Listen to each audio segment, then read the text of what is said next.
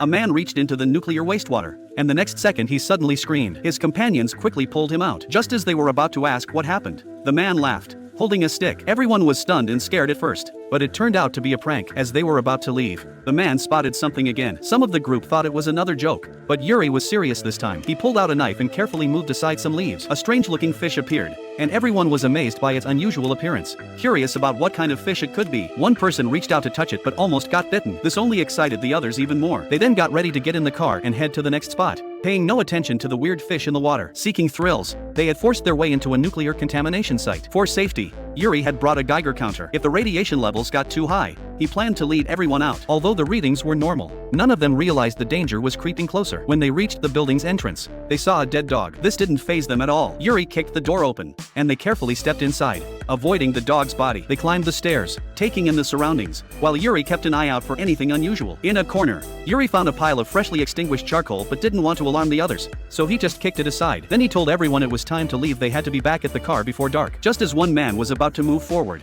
Yuri heard a strange noise and signaled him to stop. Curious, the two went to check it out. Yuri told the others to stay quiet as loud sounds came from ahead. The group cautiously followed behind. When Yuri entered the next room, a mutated brown bear suddenly charged out. But the bear didn't attack the people. It seemed more like it was running away from something. Terrified, the group quickly fled the building. Outside, they were still catching their breath, amazed at how intense the adventure had been. Yuri explained that he'd been a tour guide for 5 years, and this was the first time he'd ever seen a mutated bear. Then he laughed and told everyone to get in the car. But when they tried to start it, the engine wouldn't turn over. Maybe they were out of gas? But they had filled up before coming. The engine seemed fine, so Yuri popped the hood to check and found the wires had been chewed through by something. Nick asked what kind of animal would bite through electrical wires. Yuri looked worried and tried to call for help, but no one answered. Night fell quickly, and tensions rose as the group started blaming each other. Suddenly, a noise came from outside, making everyone tense up and look toward the window. But the sound was like a baby crying. Yuri grabbed his weapon and stepped out to investigate, with Nick following closely behind, worried.